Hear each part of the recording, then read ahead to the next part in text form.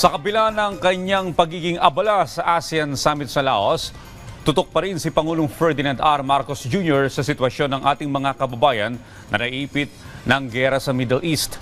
Mahigpit ang bilin ng ating Pangulo sa mga ahensya ng pamahalaan na tulungan ang mga Pilipinong makabalik agad ng Pilipinas. Si Glacel Pardilla sa detalye. We are now going to evacuate our people by whatever means, by air or by sea.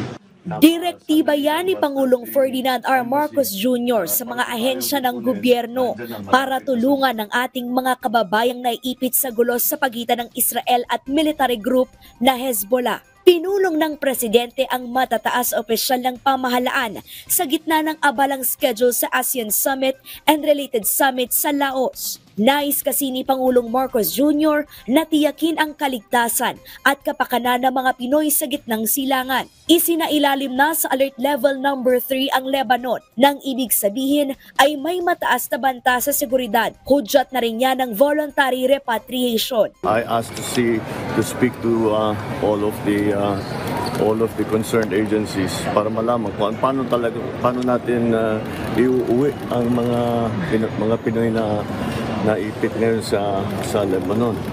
There are more than 400 now who would want to be repatriated. So basically, we're just putting the plans together how we will bring them back home as quickly as possible. Sakaling lumala ang sitwasyon at itaas sa Alert Level Number 4, mandatoryo na ang pagpapauwi sa ating mga kababayan sa Middle East. Nangako si DND Secretary Gilbert Teodoro na gagawin ang repatriation sa oras na makatanggap ng clearance mula sa Lebanon. Meron tayong binigay na directive sa ating mga kaibigan at ship owners na huwag na silang dadaan doon sa mga delikadong lugar. And so that's what we did. Kamakailan lamang, 30 beses na umatake ang mga warplane ng Israel sa Beirut. Wala namang nasaktang Pilipino sa airstrike, pero pinag-iingat ang mga Pinoy sa lugar. Nasa 40,000 mga Pinoy sa Middle East.